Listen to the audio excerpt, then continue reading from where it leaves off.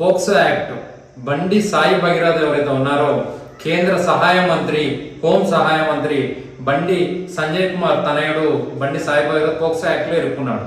అయితే అతను చేసిన తప్పుని వదిలేసి కొంతమంది వితండవాదం చేస్తున్నారు. అడ్వకేట్లు కూడా, అన్ని తెలిసిన అడ్వకేట్లు కూడా అతను పొలిటికల్ గా ఉన్నాడు కాబట్టి టార్గెట్ చేస్తున్నారని రీసెంట్ గా మనతల వెలుగులో శరత్ గారితో కాల్లో మాట్లాడుతున్నప్పుడు కూడా ఒక స్టేట్మెంట్ ఇచ్చాడు.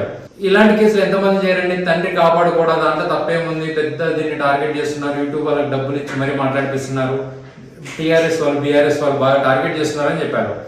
అతన్ని కూడా అందరి పోక్సో యాక్ట్ లాగానే చట్టం తన పని తను చేసుకుపోతే టీఆర్ఎస్ కి కానీ బీఆర్ఎస్ కి కానీ యూట్యూబ్ ఛానల్ కానీ ఏం పని ఉంటుందండి? అతని మీద చేయాల్సిన కేసులు ఏదైతే ఉన్నాయో, అతని మీద పెట్టాల్సిన చట్టాలు ఏదైతే యాక్ట్స్ ఉన్నాయో అవి తప్పుగా పెట్టారు. ఏం పెట్టారు? సెక్షన్ 11 రెడ్ విత్ 12 సెక్షన్ పెట్టారు. బిఎన్ఎస్ 74 and 75 ఏం చెప్తే జస్ట్ మహిళా వేధింపులు అండ్ వాళ్ళ గౌరవానికి భంగం కలిగించడం. సో ఈ సెక్షన్లు కరెక్టేనా? అతను అమ్మాయిని ఫిజికల్ గా వాడుకున్నాడు, మైనర్. కన్సెంట్ ఎట్లా ఉంటుంది మైనర్ మీద? కన్సెంట్ ఉన్న అమ్మాయి యాక్సెప్ట్ చేసినా అది రేప్ కిందనే వస్తుంది. కాబట్టి అడ్వకేట్ అలా మాట్లాడడం కరెక్ట్ గా. దిలీప్ శంకర్ గారు కూడా ఒక వీడియో చేశారు.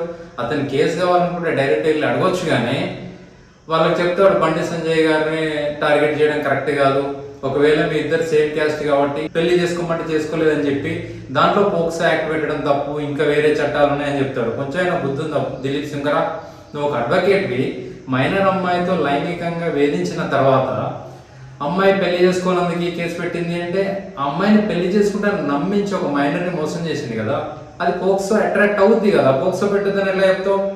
నీకు కేసు కావాలంటే వెళ్ళి కేసు అడుక్కో. నాకు 46 కేసులు వాదించిన ఎక్స్పీరియన్స్ ఉంది, అది ఉంది, ఇది ఉంది అని నీ నెంబర్ చెప్తూ అమ్మాయి వాళ్ళని కాంటాక్ట్ అవ్వమంటూ బండి సంజయ్ దాంట్లో నిరంజన్ లాంటి సీనియర్ అడ్వకేట్ వాదిస్తున్నప్పటికీ నాకే ఎక్స్పీరియన్స్ ఉందని ఏదో ఎక్స్ప్రెస్ చేయాలనుకుంటున్నావు. కేసులు కావాలనుకుంటే డైరెక్ట్గా వెళ్ళి అడుగు.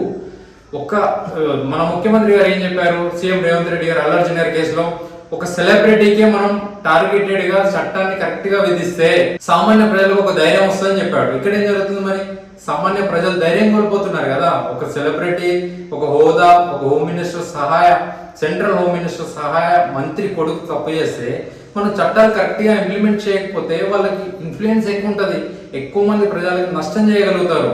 సో ఎప్పుడైతే హోదా పదవి ఉన్న పిల్లలు తప్పు చేస్తారో వాళ్ళ మీద కఠిన చర్యలు తీసుకోవాలి, సామాన్య ప్రజల మీద కాదు. సామాన్య ప్రజలు ఒక తప్పు చేస్తే పక్కింటోడే వాడిని కొట్టగలుగుతాడు, వాడిని ఎదుర్కోగలుగుతాడు. ఇలాంటి వాళ్ళని మనం ఎదుర్కోలేము. ఎన్నైనా అరాచకాలు చేస్తారు, కొన్ని వందల మందికి అన్యాయం చేస్తారు. అతను రీసెంట్ గా చాలా వీడియోస్ బయటకు వచ్చాయి, వాడిని వీడిని కొట్టడం, టార్గెట్ చేస్తూ విపరీతంగా కొట్టడం. అవి వీడియోస్ బయటకు వచ్చినాయి మాత్రమే మనకు తెలుసు. ప్రతిదీ వీడియో తీసి పెట్టరు కదా. అట్లాంటి అరాచకాలు ఎన్ని చేస్తుంటాడో, ఒక్కొక్కరు ఎంత మందికి అన్యాయం చేస్తుంటాడో, బయటికి రాని మహిళలకు ఎంతమందికి అన్యాయం జరిగిందో. సో ఇట్లాంటి వాళ్ళ మీద కఠినంగా పోరాడాలి. దీని మీద పోరాడుతున్న బీఆర్ఎస్ కి నిజంగా నేను థ్యాంక్స్ చెప్పుకుంటున్నాను. ఎందుకంటే ఏ మహిళకైనా అన్యాయం జరుగుతున్నప్పుడు నిలబడాలి. సో మైనర్ బాలిక మీద పోక్సో యాక్ట్ పెట్టినప్పుడు ఆ కేసును కూడా తీసుకోలేదు. అదే ఈ సాయి భగీరథ వెళ్ళి కరీంనగర్ 2 టౌన్ లో కేసు పెట్టిన వాళ్ళ మీద more than 7 years sections attract చేస్తే ఇమీడియట్ గా ఫైల్ అవుతాయి. ఇతను అమ్మాయిని ఫిజికల్ గా సెక్చువల్ గా వాడుకొని మైనర్ అయినప్పటికీ పోక్సో యాక్ట్ పెట్టమని చెప్తే కేసే పెట్టారు. నైట్ 12 వరకు వాళ్ళ మధ్య స్టేషన్ లో ఉంచుకుంటారు. అంటే ఎటుపోతుంది మన రాష్ట్రం? ప్రభుత్వాన్ని నిందించొద్దు అంటే ఇది కాదా? ఇది తప్పు కదా, ప్రభుత్వం తప్పు. మొన్న సిట్ వేసిన తర్వాత ఆ డీసీపీ మేడం ఎవరైతే వారి పరిధిలో జరుగుతుందో ఆమె స్టేట్మెంట్ రికార్డ్ చేసిన తర్వాత మళ్ళీ ఆల్టర్ చేసి 5 clause L and red with 6 అనే సెక్షన్స్ ని ఇంప్లిమెంట్ చేశారు, ఇప్పుడు ఆల్టర్ చేశారు.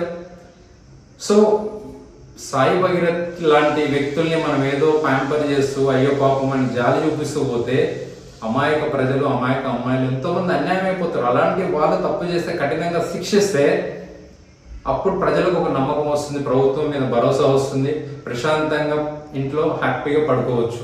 లేదంటే టెన్షన్. ఇన్ని తప్పులు చేసిన తర్వాత కూడా, ఇంతమంది ఫైట్ చేసిన తర్వాత కూడా ఒక అమ్మాయికి న్యాయం జరగకపోతే సామాన్య వ్యక్తులకి కేసు పెడితే ఏం న్యాయం జరుగుతుంది? ఒక సామాన్య మహిళకి, సామాన్య మైనర్కి ఏదైనా అన్యాయం జరిగితే ఇప్పుడు ఆమె మేజర్ అయితే ఏం న్యాయం చేసేవాళ్ళు? ఆ విధంగా సాయి భగీరథ అమ్మాయిని వాడుకొని మోసం చేసిన తర్వాత ఆమె మేజర్ అయితే తప్పించుకోవచ్చు, సెక్షన్లో తక్కువైతే అని చెప్పేసి ఈ విధంగా రాష్ట్రం మొత్తం ఈ విధంగా జరిగితే, ఇలాంటి సెలబ్రిటీలు చేస్తే మాకేమవుతుందిలే మా బడాబాబులు ఉన్నారని చేస్తే ఎంత అన్యాయం అయిపోతుంది. సో ప్రతి ఒక్కరు రాష్ట్రంలో ఉన్న ప్రజలందరూ ఈ కేసులో అమ్మాయికి న్యాయం జరిగే విధంగా నిలబడాలి, పోరాడాలి. అండ్ వాళ్ళ పిల్లలు కూడా, సెలబ్రిటీ పిల్లలు కూడా ఆలోచించాలి. బండి సంజయ్ ఒక కార్పొరేటర్ స్థాయి నుంచి చిన్న స్థాయి చిన్న స్థాయి నుంచి ఒక కేంద్ర సహాయ హోంమంత్రి, రాష్ట్రంలో ఒకసారి పార్టీకి అధ్యక్షుడిగా పనిచేసిండు. మా తండ్రి ఇంత కష్టపడిండు, మరి ఆయన పేరుని నేను నిలబెట్టాలని చెప్పి ప్రజలకు సహాయం చేస్తూ సహాయ గుణంతో ఉండాలి, మంచి ఆలోచనతో ఉండాలి, ప్రజలకు సేవ చేసే దృక్పథంలో ఉండాలి. కానీ ప్రజల్ని పీడించుకోవడం, వాడుకోవడం, అబ్బాయిల్ని విపరీతంగా కొట్టి హీరోయిజం అనుకొని రౌడీజం ప్రదర్శించడం ఇదంతా తప్పు.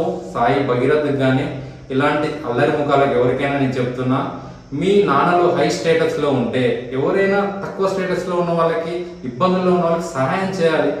బండి సంజయ్ అంటాడు, నేను బిజీగా ఉన్నా, నాదే తప్పు, నన్ను క్షమించండి, నాది మిస్టేక్ అయిపోయింది, దానికి టైం వేయలే అంటాడు. టైము కేటీఆర్ కంటే బిజీయా? మీరు ఈ మధ్యలో అధ్యక్షుడు అయ్యారు, సెంట్రల్ మినిస్టర్ అయ్యారు. కేటీఆర్ గారి ఫాదర్ ఎప్పటి నుంచో పొలిటికల్గా ఉన్నాడు, కేటీఆర్ గారు పొలిటికల్గా ఉన్నారు. పెంచే విధానంలో ఉంటుంది, చెప్పే విధానంలో. ఏదైతే సెక్షన్స్ 8వ తారీఖు మే 2026 పెట్టిన సెక్షన్స్ని 12th రోజు ఆల్టర్ చేశారంటేనే మీనింగ్ మీరు ఎంక్వైరీ చేసి స్టేట్మెంట్లు తీసుకుని ఇది నిజం ఉంది అని నమ్మిరు కాబట్టి చేశారు. సో ఆ చట్ట ప్రకారంగా పోలీసులు ఆ బాధితురాలకి సహాయం చేస్తూ సపోర్ట్గా నిలబడుతూ చట్టాన్ని తన పని తను చేసుకొని పోయే విధంగా సహకరించాలని రాష్ట్ర ప్రభుత్వం, యనమల రేవంత్ రెడ్డి గారికి అండ్ అలాగే బండి సంజయ్ గారిని కూడా కోరుతున్నాం.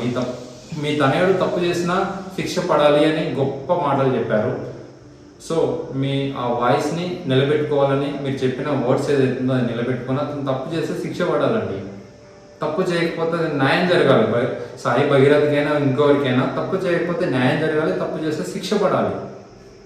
ఆ అమ్మాయితో ఆ మాట ఇచ్చేది లేకుండే, చేయి కట్ చేసుకొని నువ్వు లేకపోతే చచ్చిపోతాను ఏదో వైరల్ అవుతుంది. మరి ఆ అమ్మాయి కోసం అన్నాడా, ఇంకెవరి కోసం అన్నాడా మనకు తెలియదు, క్లారిటీగా తెలియనప్పుడు అదొద్దు. కానీ అలా భరోసా ఇచ్చి అలాంటి వర్డ్స్ మాట్లాడినప్పుడు మళ్ళీ చేసుకోను అంటే ఆ అమ్మాయి జీవితం ఏమైపోవాలి ఇలా ఫిజికల్గా వాడుకున్న తర్వాత. సో ఎవరైనా తప్పు చేస్తే శిక్ష పడాల్సిందే.